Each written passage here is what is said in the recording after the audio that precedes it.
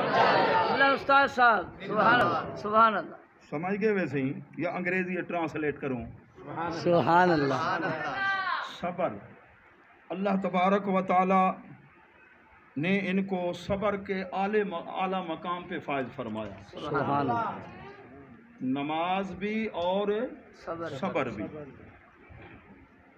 آج ہمیں معاشرے کے اندر گھر میں نماز کا ماحول ہو اور پھر صبر ہو، بہت سی خرابیاں، بے چینیاں، بے برکتیاں دور ہو جائیں گی.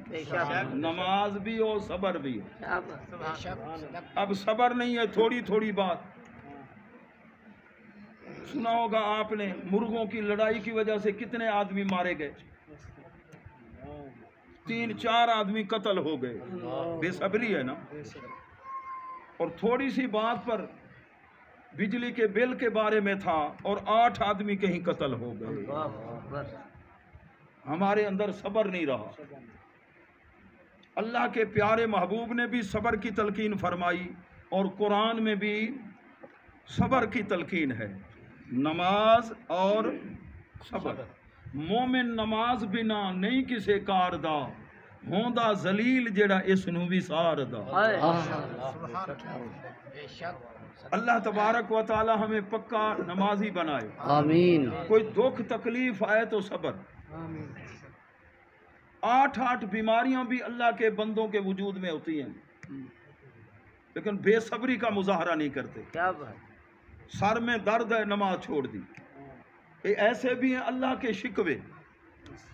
علامہ کلیوبی عربی ادب کی کتاب ہے، اس میں لکھتے ہیں فرشتوں نے عرض کی مولا 30 سال ہو گئے تو نے اتنا فضل و کرم فرمایا، اتنے اس کے باغات ہیں، اتنا یہ سکون سے، اور کبھی تجھے یاد ہی نہیں کیا. اللہ نے فرمایا یہ ہے سکھ کے اندر، راحت و آرام میں. اے فرشتے جا کہیں سے اس کے جسم کی ایک رگ ذرا کاٹ دے، پھر دیکھ مجھے کیسے یاد کرتا ہے.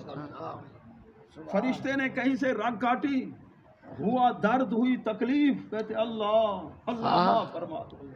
اب توبہ بھی کر رہا ہے، اب توبہ بھی کر رہا ہے، پہلے کہاں تھا.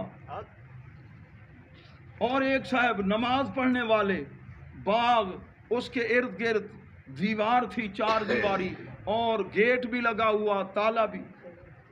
تہجد گزار، بیماری آئی.